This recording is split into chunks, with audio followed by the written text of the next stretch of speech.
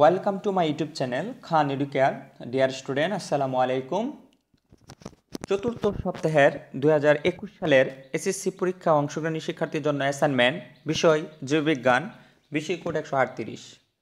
প্রিয় শিক্ষার্থী, প্রথম, দ্বিতীয়, তৃতীয় সপ্তাহের জন্য যে জীববিজ্ঞানের অ্যাসাইনমেন্টটি প্রকাশিত হয়েছিল একটু ক্রিটিক্যাল। যেমন দুইটি অ্যাসাইনমেন্ট প্রকাশিত হয়েছিল, একটি রাউন্ডের আরেকটি হলো ক্রোমোপ্লাস্ট জনিত সেম। চতুর্থ সপ্তাহ অ্যাসাইনমেন্টও একটু ক্রিটিক্যাল সিস্টেম, একটু বুঝে শুনে, অর্থাৎ পাঠ্য বই বা পাঠ্যপুস্তক পৃষ্ঠা 71, 72, 74 পৃষ্ঠা পড়ে সুন্দরভাবে তোমাদের উত্তর দিতে হবে। প্রিয় শিক্ষার্থী, যেমন একটু আমরা আগে রুবিটিক্সটা লক্ষ্য করি, তারপরে আমরা প্রশ্নের মধ্যে যাচ্ছি। প্রিয় শিক্ষার্থী, ভিডিওটি একটু লম্বা হবে কিন্তু সুন্দরভাবে বোঝানো হবে। ভিডিওটি দেখার জন্য অনুরোধ রইল।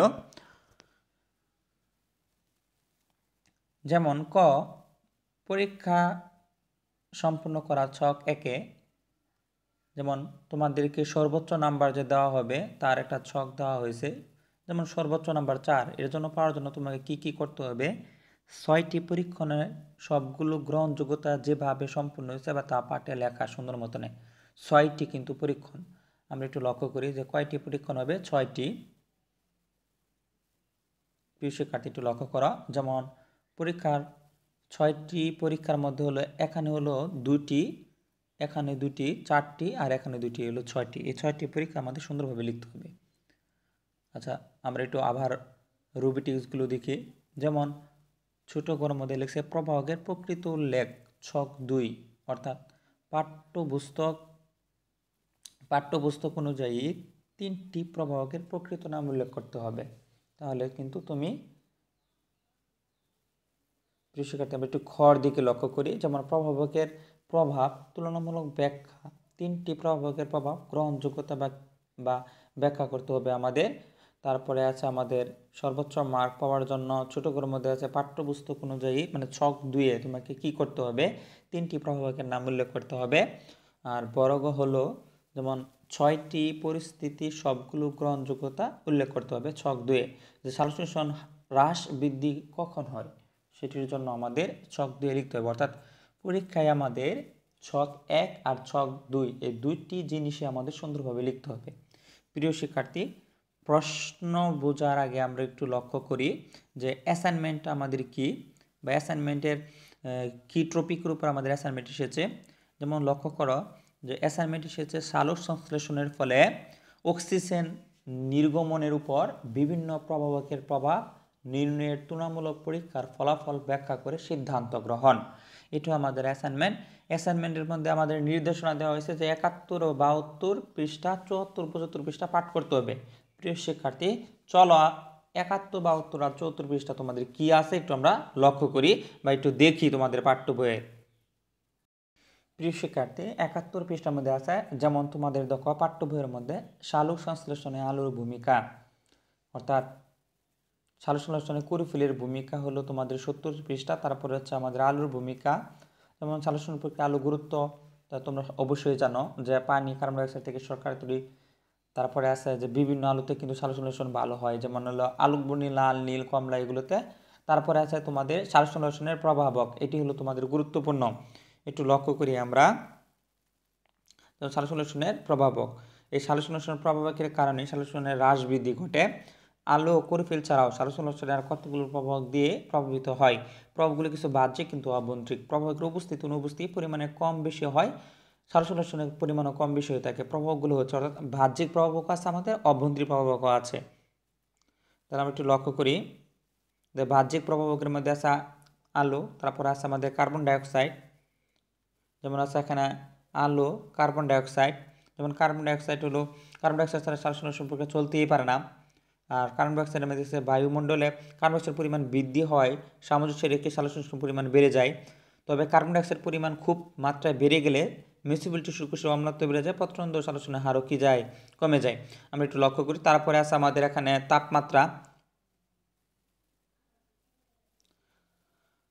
তাপমাত্রা হলো আমরা জানি যে অতি উচ্চ তাপমাত্রা বা অতি নিম্ন তাপমাত্রায় সালোকসংশ্লেষণ প্রক্রিয়া চলতে পারে না। সালোকসংশ্লেষণের তাপমাত্রা হলো 22 ডিগ্রি সেলসিয়াস থেকে 35 ডিগ্রি সেলসিয়াস। পরিমিত অর্থাৎ উত্তম তাপমাত্রা হলো 22 থেকে 35 ডিগ্রি সেলসিয়াস।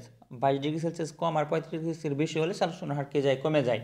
তারপরে হচ্ছে আমাদের পানি। সালোকসংশ্লেষণ প্রক্রিয়ায় সরকারি উদ্দেশ্যে কার্বন ডাই অক্সাইড বিয়োজনের জন্য প্রয়োজনীয় হাইড্রোজেন পানি থেকে আসে। পানির ঘাটতি হলে পত্ররন্ধ্রের রক্ষীয় স্ফীতি হারিয়ে রন্ধ হয়ে যায়, ফলে কার্বন ডাই অক্সাইডের অনুপ্রবেশ বাধাগ্রস্ত হয়। অতিরিক্ত পানি ঘাটতির জন্য এনজাইমের সক্রিয়তা বিনিয়োগ সালোকসংশ্লেষণে বাধাগ্রস্ত হতে পারে। তারপরে আছে আমাদের অক্সিজেন প্রভাবক হিসাবে, তারপরে আছে খনিজ পদার্থ, তারপরে আছে আমাদের রাসায়নিক পদার্থ। তাহলে রাসায়নিক পদার্থ হিসেবে আছে ক্লোরোফর্ম, হাইড্রোজেন সালফাইড, মিথেন বা কোনো বিষাক্ত গ্যাস থাকলে সালোকসংশ্লেষণ ব্যাঘাত ঘটে একেবারে বন্ধ হয়ে যায়। তেমনইভাবে অভ্যন্তরীণ প্রভাব আছে ক্লোরোফিল, অর্থাৎ তারপরে আছে পাতার বয়স বা সংখ্যা, শর্করার পরিমাণ, পটাশিয়াম, এনজাইম। এই ছিল 71 আর 72 পৃষ্ঠা। প্রিয় শিক্ষার্থী, আমরা একটু লক্ষ্য করব 74 ও 75 পৃষ্ঠা একটু লক্ষ্য করি। এই ছিল 74 পৃষ্ঠা। যেমন আছে সালোকসংশ্লেষণ প্রক্রিয়ায় অপরিহার্য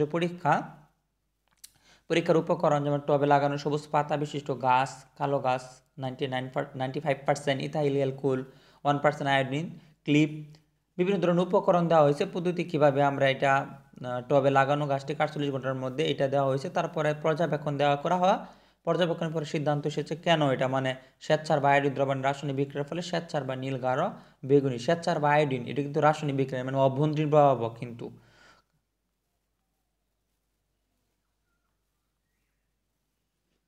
সতর্কতা। আর 74 পৃষ্ঠার মধ্যে আরেকটি পরীক্ষা আছে আমাদের সালোকসংশ্লেষণ প্রক্রিয়া ক্লোরোফিলের অপরিহার্য পরীক্ষা।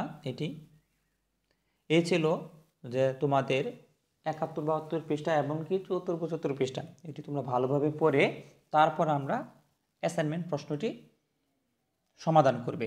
প্রিয় শিক্ষার্থী, চলো অ্যাসাইনমেন্ট প্রশ্নের মধ্যে আমরা যাই।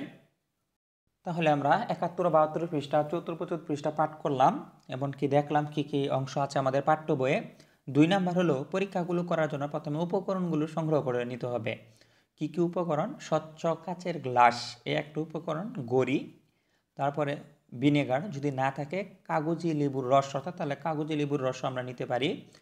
যে কোনো ধরনের ডিটারজেন্ট, অর্থাৎ না থাকলে কাপড় কাচার সাবান দিয়েও আমরা করতে পারি। পরিষ্কার পানি এবং জলজ কোনো উদ্ভিদ, যেমন কলমি শাক, হেলেঞ্চা শাক, এগুলো আমরা পেতে পারি। যেমন কচুরিপনা, হাইড্রিলা আমাদের নাই, কিন্তু আমরা যে কোনো নিতে পারি। কলমি শাকও নিতে পারি অথবা হেলেঞ্চা শাকও নিতে পারি, কচুরিপনা নিতে পারি। 3 নাম্বার, খাতায় নিচের মতো 2টি ছক আঁকতে হবে। কি কি? নিচে যেমন পরীক্ষক পর্যবেক্ষণ, যেমন আছে প্রভাবক কয়ের প্রভাব, অর্থাৎ এখানে আমরা কিন্তু 3টি প্রভাবক নিব। প্রিয় শিক্ষার্থী, এই 3টি প্রভাবকই কিন্তু আমাদের এখানে ওই ছকে লিখতে হবে। একটু লক্ষ্য করো, এখানে কিন্তু আমাদের 3টি প্রভাবক নিতে হবে। প্রকৃত নাম, 3টি প্রভাবকের নাম, আর সালোকসংশ্লেষণ হার কখন বাড়ে আর কখন কমে এটাও আমাদের লিখতে হবে। তখন এই 3টি প্রভাবক ছক 2 আমরা যে একটু নিব, এটা কোথা থেকে নিব? এখানে কিন্তু নিয়ম লেখা আছে, একটু লক্ষ্য করো, একটু দেখি আমরা।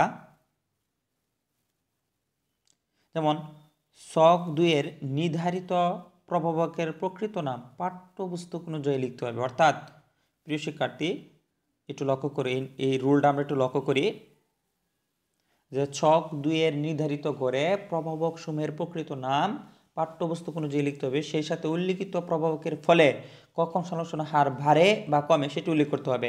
তাহলে পাঠ্যপুস্তক অনুযায়ী যদি আমরা লিখি, 71 ও 72 পৃষ্ঠার মধ্যে আমাদের 2 ধরনের প্রভাবক আছে। একটা হলো বাহ্যিক প্রভাবক আর একটা হলো অভ্যন্তরীণ প্রভাবক।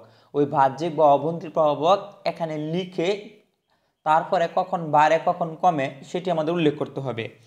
প্রিয় শিক্ষার্থী, যখন আমরা অ্যাসাইনমেন্টের প্রশ্নটি সুন্দরভাবে করব সেখানে বিস্তারিত আলোচনা করা হবে। এখন তোমাদের বোঝার স্বার্থে আমি বললাম।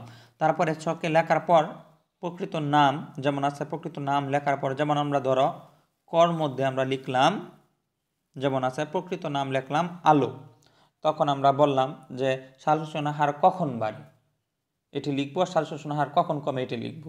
খর মধ্যে আমরা লিখলাম, প্রিয় শিক্ষার্থী, যেমন আছে আমাদের এখানে তাপমাত্রা আছে, অথবা আমাদের এখানে বাহ্যিক প্রভাবকের মধ্যে আছে তাপমাত্রা, অথবা তাপমাত্রা না দেওয়াও আমরা লিখতে পারি। কি লিখতে পারি একটু লক্ষ্য করি, যেমন আমরা লিখতে পারি প্রভাবক হিসাবে লিখতে পারি, যেমন আমাদের অক্সিজেনও লিখতে পারি ওই প্রভাবক হিসাবে, তখন অক্সিজেনে লিখতে পারো, পানিও লিখতে পারো, অথবা আমরা যেমন আছে কার্বন ডাইঅক্সাইডও আমরা লিখতে পারি, অথবা এখানে আছে রাসায়নিক পদার্থ আছে, আমাদের রাসায়নিক পদার্থ লিখতে পারি, অথবা পাতার বয়স বা সংখ্যা এগুলো লিখতে পারি, শর্করার পরিমাণও লিখতে পারি, এনজাইমও আমরা লিখতে পারি। তখন লিখার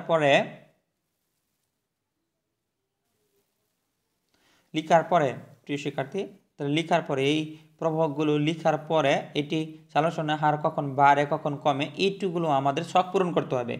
এই ছক পূরণ করার পর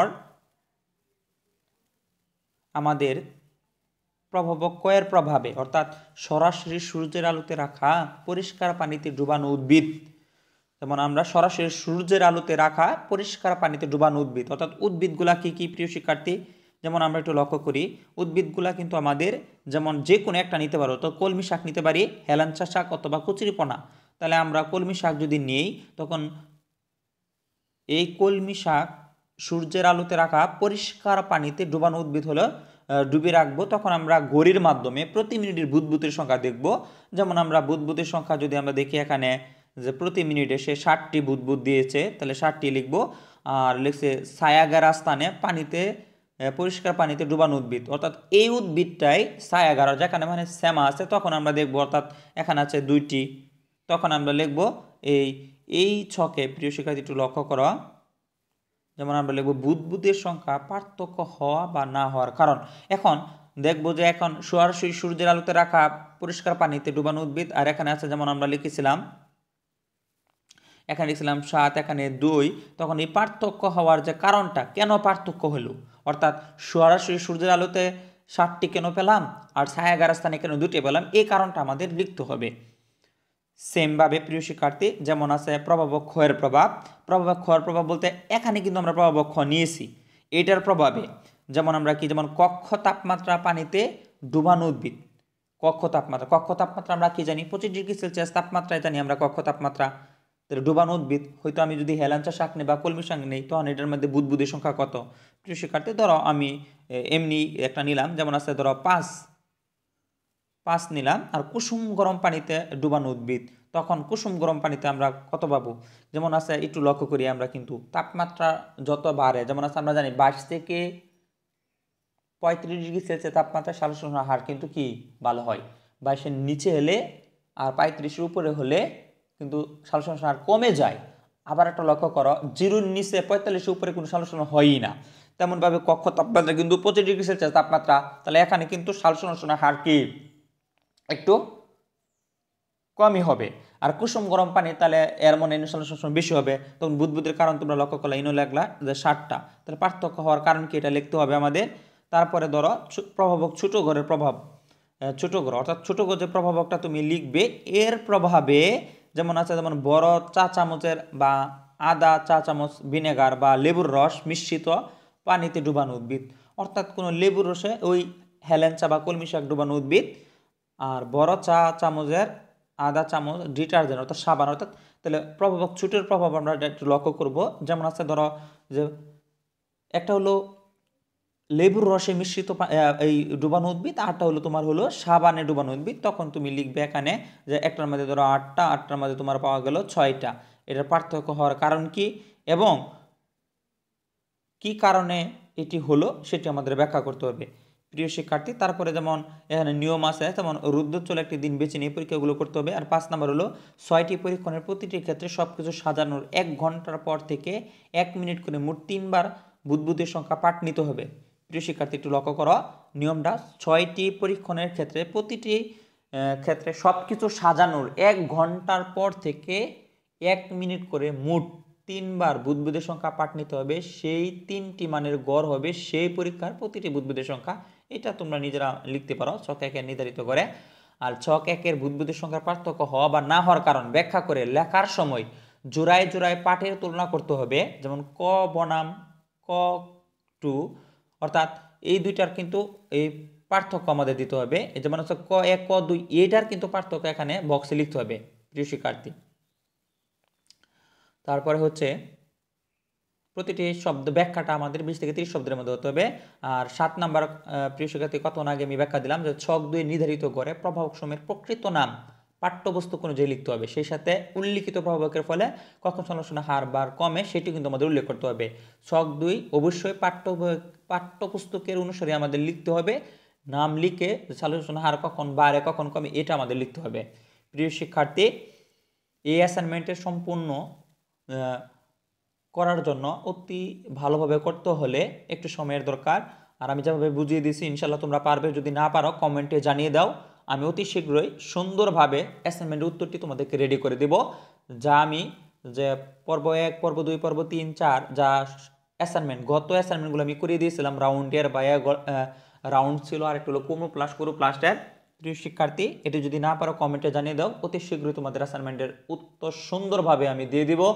আর প্রিয় শিক্ষার্থী, তোমরাও চেষ্টা করো 71, 72 পৃষ্ঠা, 74, 75 পৃষ্ঠা পরে যে অ্যাসাইনমেন্টটি করা যায় কিনা, যেভাবে আমি বুঝিয়ে দিয়েছি। ভিডিওটি যদি ভালো লাগে অবশ্যই সাবস্ক্রাইব করে বেল বাটন অন করে রাখো। আসসালামু আলাইকুম।